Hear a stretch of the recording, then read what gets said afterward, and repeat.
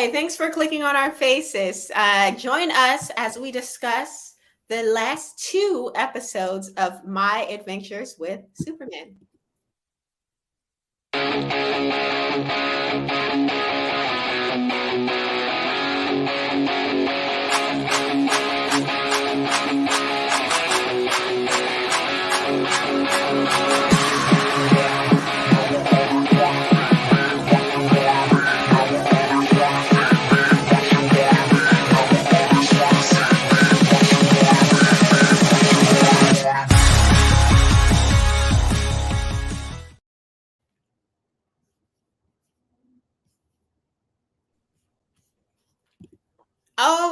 All right, here we are. So episode two, I'm sorry, season two, episode 6 and 7. Now, out of the two episodes, guys, which would you say was your favorite? Let's just break it down right here. Out of the two. Ooh, this is a interesting one. I wasn't prepared for this breakdown. I thought both episodes were good. But I gotta go with episode. What did you say we're doing 6 and 7, right? So I'm gonna go with the first one. The episode where Superman and his cousin, Kara, they're getting to know each other a little bit. Yeah, look at her. Look at us. Just bright as sunshine. I think that was my favorite of the two. Okay. And there's a little bit of action in there. Nice. For me, it was 7. Ooh, okay. For me, it was 7. It explains a lot more of what's going on in the story. This is just Andrew, honestly, because it gives layers to some of the characters. Okay. There's a lot more to certain characters in this show, specifically Livewire, if that's her name. For some reason, her name is very forgettable. It's very generic, yeah. Because I would say, was she the first Livewire? Because Superman's an old comic. If I'm correct, I think they debuted her from when they had the Superman show in the 90s, like the same way that they brought in Harley Quinn. I think that's when she had a debut.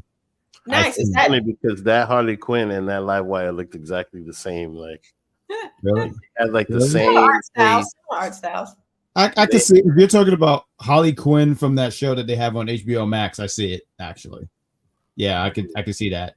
But they're both on Max, so I could kind of see. I don't know if it's the same studio or anything like that, but I could kind of see. Yeah. Might be. Show us that mug again here, Jack. Is this the 1990s Superman? Who you got here? I don't know. I think this is like the 1970s. Comic book accurate Superman. Yeah, this is more comic book. It ain't the one from the cartoon here. Nice. So in episode 6, we see that, of course, Clark has kind of been abducted by Supergirl. They're out in space, and he finds a way to get out of the ship. He's like, okay, well, take me home. He has his helmet on so he doesn't suffocate in space as he believes he might. And our girl Supergirl, she kind of takes advantage of Superman's kind of ignorance and allows him for a while at least to think that he needs this helmet up until the point she decides to show him some mercy. I'm like, yo, we don't even need to breathe, bro. Like, what are you doing all of this for?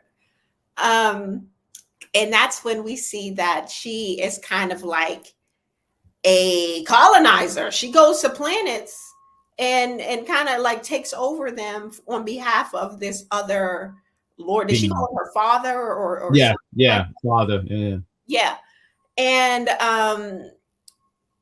Clark ain't with it, but he like, look, I can't get back to Earth without you. She pretty much tells him like, you'll be traveling for forever. You'll never find your way back. So come with me.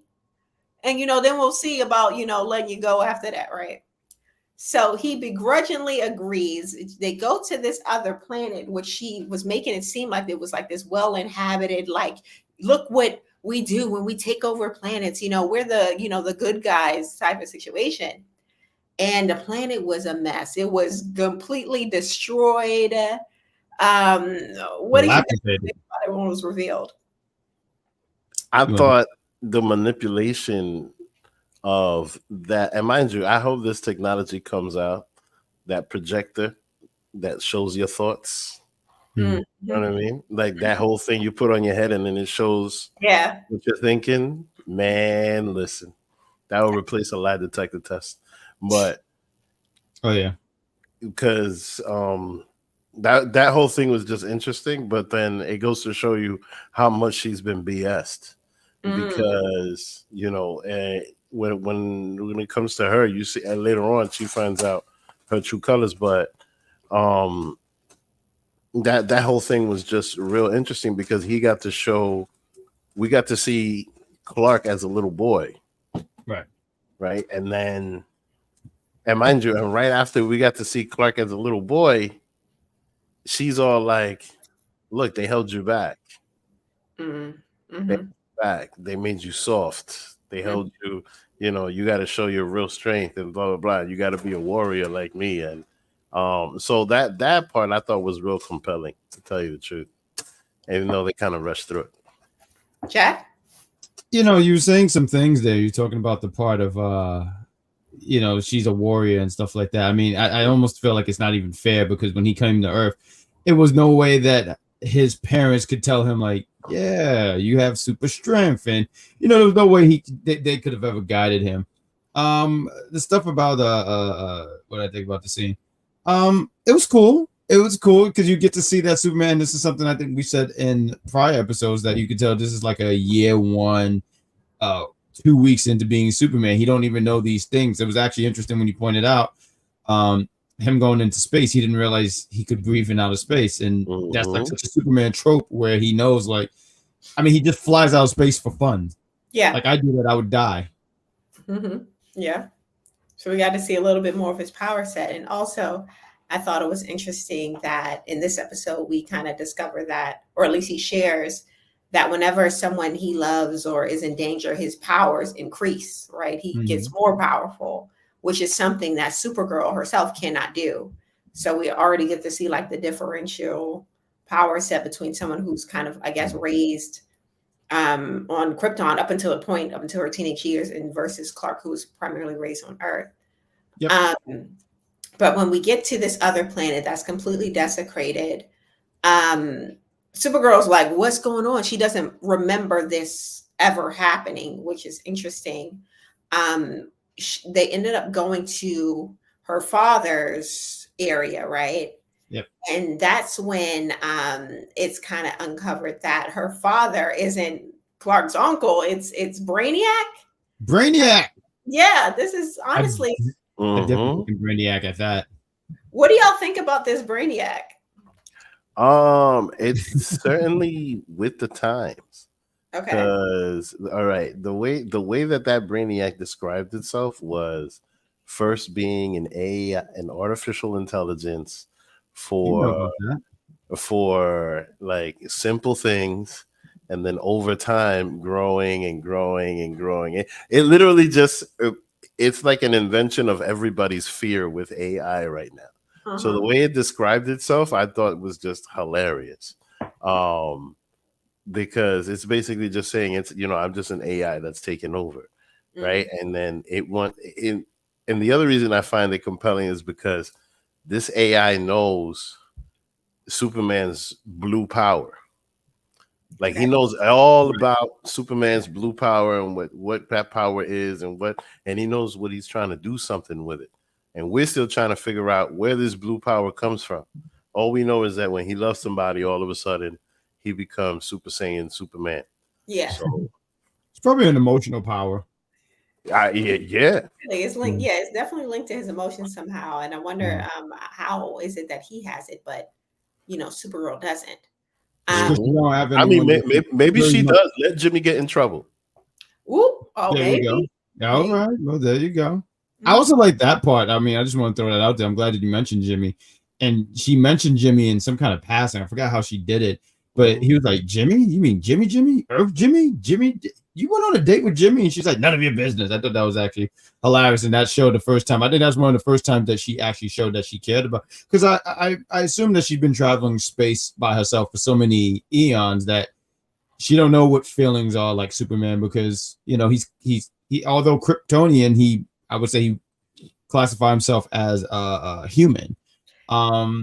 you saw the stuff about Brainiac. So when I saw this Brainiac, it actually makes me laugh because I think about all the different versions I've ever seen of Brainiac, and I remember him just being green, wearing white underwears and super.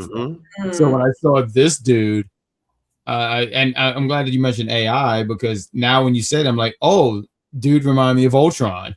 Like slightly Ultron because I don't know. You know what? Looking at this version of it, it looked like it was. So the show's an anime, right? And it gave me anime vibes. I'm trying to think of like this mech that I've seen in some kind of anime, and that's what I think of. And they just said, "Hey, that's Brainiac, but like a mech." Does that make sense? I'm trying to make this make sense. Trying to think. I don't think I have a picture of him. I do have a picture of Supergirl when she was in like a bigger like suit like that, and he kind of had like that big like bulky Gundam wing style esque suit on, but clearly not like not to that extent.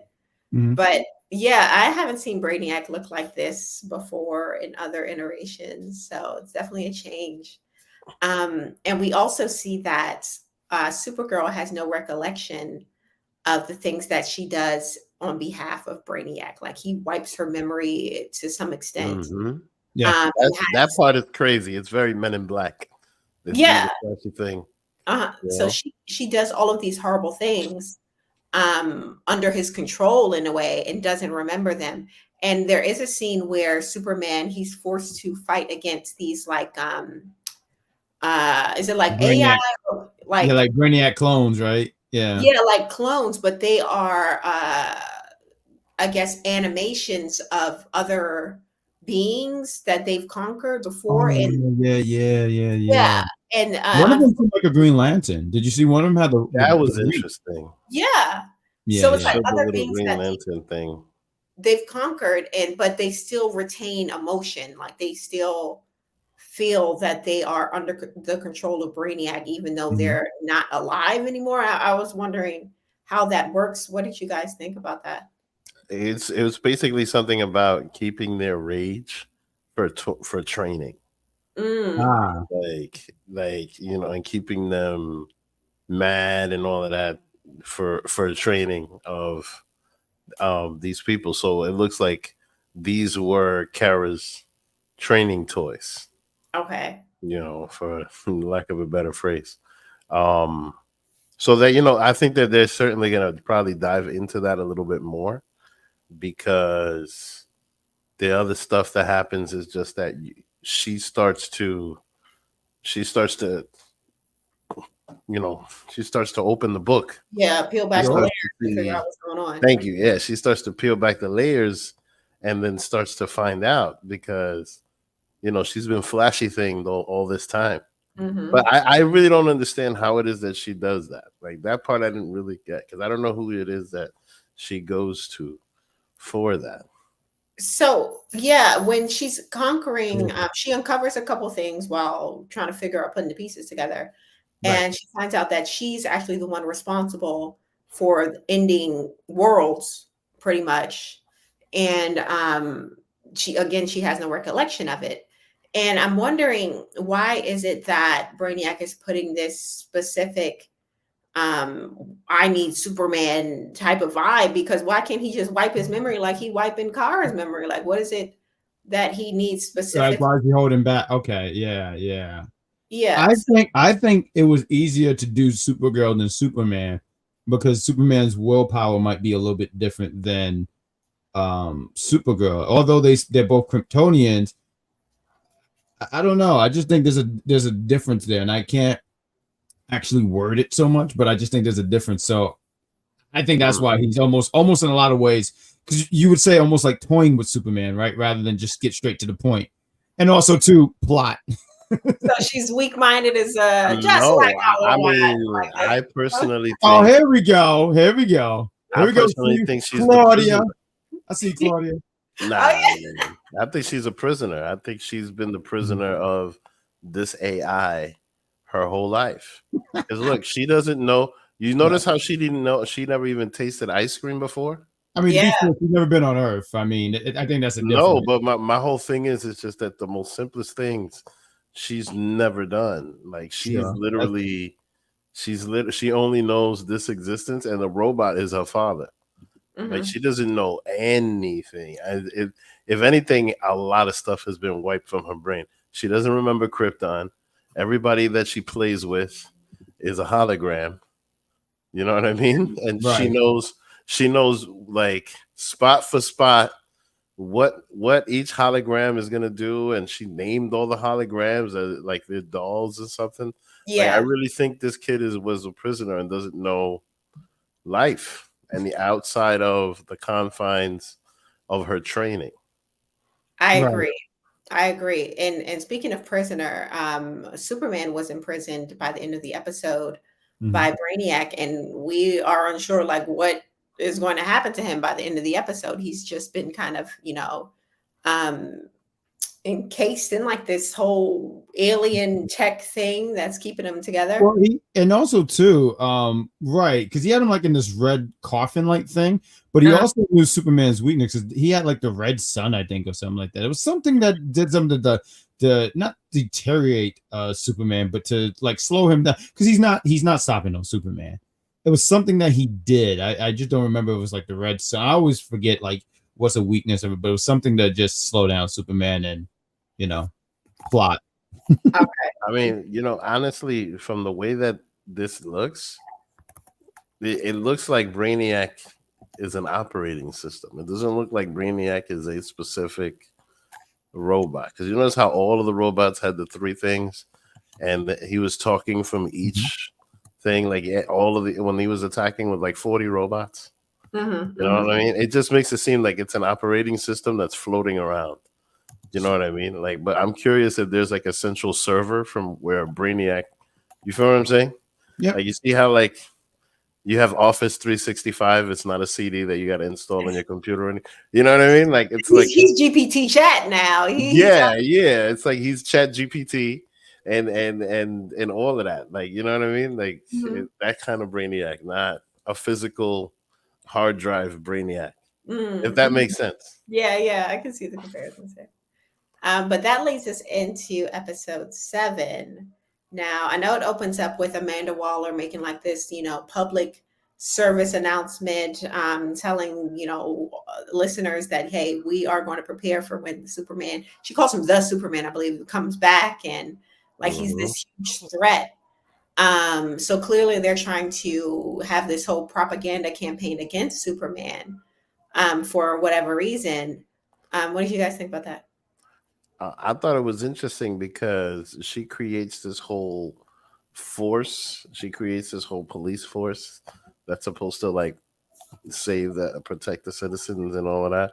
Mhm. And then they use propaganda of Superman putting out lasers like he's gonna attack people and just doing this whole thing, just pushing the narrative, at least Lex's narrative of Superman being against us. Right. So that whole part of it was pretty interesting as far as her because like in my opinion she's one of the ultimate bad guys here. Like She is. she's just doing whatever it is that she can. Like man, she's gonna go far in this show. I'll tell you that much. But yeah, that was quite interesting. So are you good, Jack? I'm just kidding. Technical difficulties, but I do know during Unravel. following um Amanda Waller's like announcement on Hello. There you yeah, we go. can hear you. We can hear you now. All right. Oh, I'm sorry. I thought I was on thing. I was testing my. That was so weird. Go ahead, copy. Go ahead. I'm sorry. I didn't interrupt. Couldn't hear you. But following Amanda Waller's like announcement on television, we got our girl Livewire and Hey. her girlfriend. Oh, you got a good one. There you go. Yeah, that was a Uh-huh. good picture right there. Yeah, I took it just right from the computer, looking fresh, nice with the Look at captions. the eyebrow work though of live wire though. Oh yeah, she definitely got her arch together. Definitely top dollar for that arch. Top down. Uh-huh. But her and her girlfriend are listening to this public announcement, and yeah, so it's clearly being broadcasted through everywhere. So now we get to see this is like a soft introduction to Livewire being gay. She has this girlfriend. Yeah. So inclusivity, we love to see it. Yep. But After this, I'll let you take over, Jack. What do you think about this scene after? Oh, the scene where they all get together. So first off, I do want to sit here and mention that this episode is called Olsen 11. I thought that was a great play on words.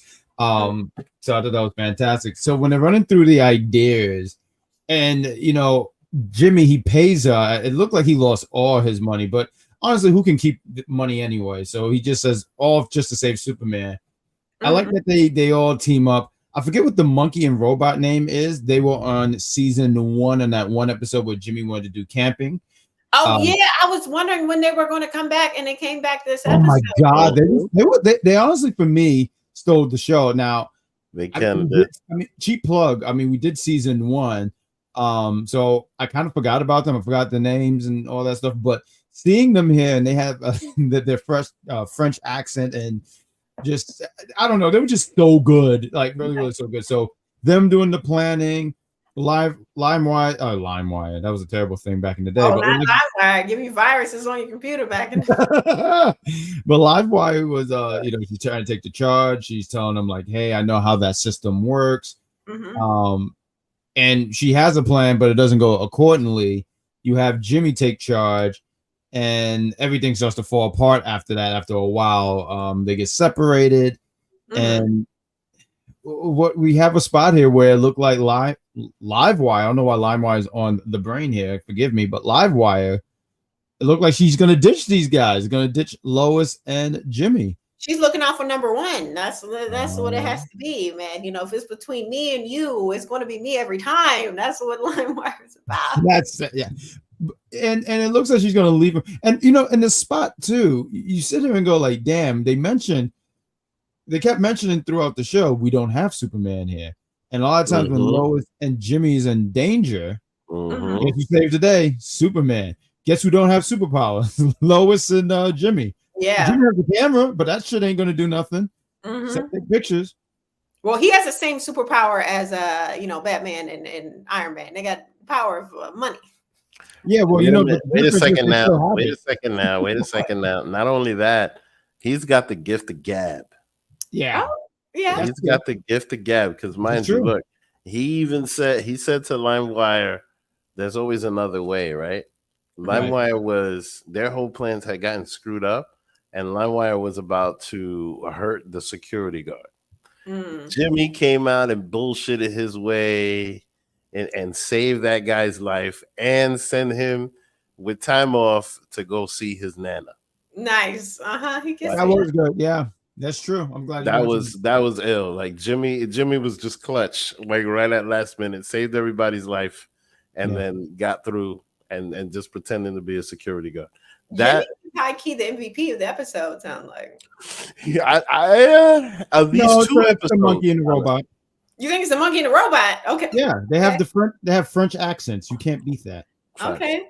Oh, the day before Independence Day, you're going with the French accents over yes, absolutely. You can't see it because my camera's messed up, but I'm waving the French flag. But we do have some French toast right about now. We do also get a little bit of Lex again in this episode. Now, when he comes back, and him and Amanda Waller. What do you guys think? Again, this Lex, as we mentioned before, he's a little bit of a different take from what we've seen, at least in the cartoon version of Superman. What do you guys think about Lex in this episode? So, go ahead. No, I'm sorry. Go ahead, big man. In this episode, he gets to show off his toys. Okay. So he makes quite an impression on Amanda Waller to the point where she's very impressed and ready to spend. You know what I mean? So right now, this is kind of showing, and like I said, this episode, it has a lot of layers. So this right here is just adding layers to Lex, because by the end of the episode, he ends up basically putting his hands in his pockets and walking with a strut, because his robots get trashed, but they're seen for what they can do. So now they're putting a lot of stock into Lex. So Mhm. this pairing right here now makes a lot of sense. Yeah, and it's kind of Well, showing how he's moving up in the levels. Like he came Mm-hmm. in, and Amanda Waller's Mm-hmm. still his superior, right? But he's clearly trying to, establish himself as, a force. Mm-hmm. it's looking like he's going to take, because Wade is like her number 2, right? And it's looking like he's trying to take that position here, Yep. because they're really competing against each other. Because there's a lot of times where Wade would say something like, snarky, and Lex is like, all right, well, you keep laughing because I'm going to be laughing to the bank. But I did want to ask you guys that I don't think it's like a big bother, but as I was watching, because like you mentioned, this is a different take on Lex Luthor. Lex Luthor. Almost said Lex Luger. That's my wrestling tongue talking. I see him. He has hair, but does anyone notice that he wears half of glasses? Like, I don't know why. I just it's like cut off at the top. Yeah. Yeah, I don't know. What's this image? I got it. Yeah, I don't know what's up with that. I don't know. I would want to sue my eyeglass doctor for giving me that, because how is that even staying on his face? Whatever. Look, maybe it's a Gen Z thing, Just there we go. Let it rock. He's what do they go like Jenish? You're Jenish. Like you're from a different generation. You point these things out. Good job. Or is it something? But Vic is like, wait, what? This is clearly in another tax bracket that I do not have access to. This is some Elon Musk style. I can see Elon Musk wearing this. All right, it's something like that. Good for him. He got the money to get it. Good for him. But this episode, we didn't get any Superman, I don't think, right? He didn't really make an appearance. No. This was all about our supporting cast members and getting a little bit, giving them a little shine, giving them a little bit more, character development. And that's cool. Like, I like that, it's called My Adventures with Superman, not, The Adventures of Superman. So it's nice that we do.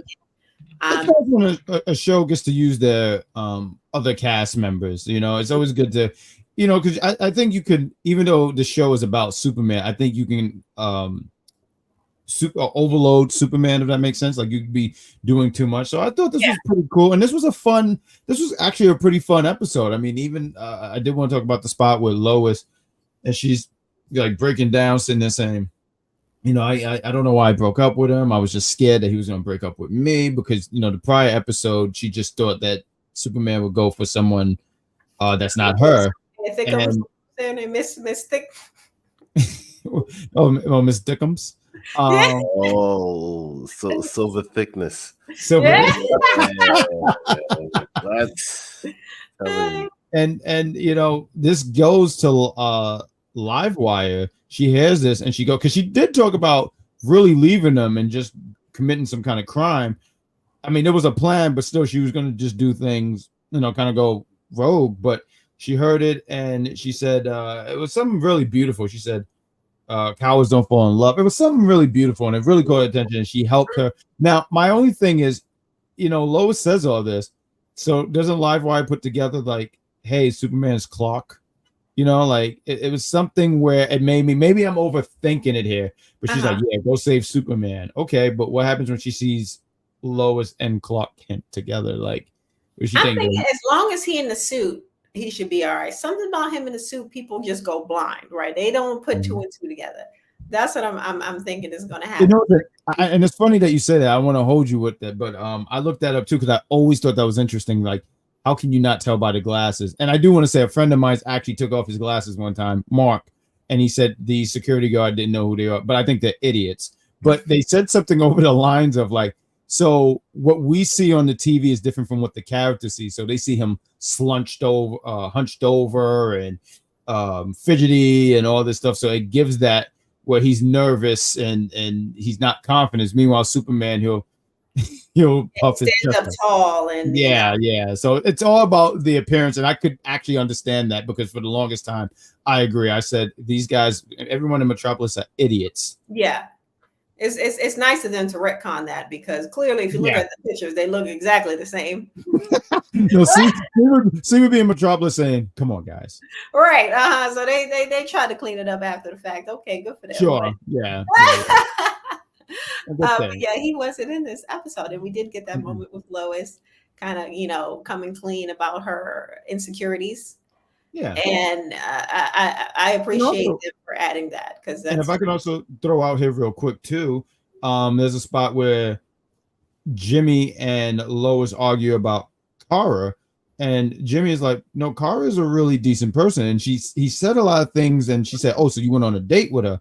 Yeah. But for Lois, she's like, she took Superman, so she's bad, and he says some over the lines like, "You're starting to sound like your dad," and said all these. I thought there was like some really good, I don't want to say heart touching moments, but like I think moments where he was like, that's a damn good point. Some zingers, making some points. Okay. Jimmy making some points. Yeah. Right. Jimmy points. Jimmy was MVP of this episode. I don't care what nobody say. It's the monkey. How dare you? It was not the monkey who you came. I'm not giving enough respects to the monkey, but he says stuff in French, so. La monkey. That is true. Like seeing a monkey speak French. Thank you. You know what I mean? It's kind of entertaining. What does that got to do with the millions? I'd rather see the millions in the bank than the monkey speak French. I want to see now. I'm going to look for a French monkey. You have no idea. I'm going to Google this. But yeah, that was at the end of the episode. What did you guys think of the ending? I just brought it back to the previous episode. Right, because Kara is in front of him, and now you're going to know that they're going to team up. I do like that because Vic, I think you said this earlier in this episode where they're tied into each other. So you have the spot with Superman, everything going on in space, and the stuff going on Earth, and them making their way into space. So when you see them where the stories connect, and you see Kara outside looking at the ship and the supporting cast, I thought that was a good touch, and I thought these two episodes were really, really good. Some good stuff. I agree. Very entertaining television. And that was pretty much the end of the 2 episodes. If you like the video, please like the video. And join us next week when we, do a recap and after show of episode 8. I want to say there's not too many episodes left in the season. Like, it's longer than it seems like we've been getting from a lot of other episodes, other shows. Seems like other shows have been on like this 8-episode kick. But not My Adventures with Superman. They're giving us a little bit more. So join us for the next one. And see you then. Good night or good morning or whatever you watch this. See you later. Thank you for watching. Bye. Bye.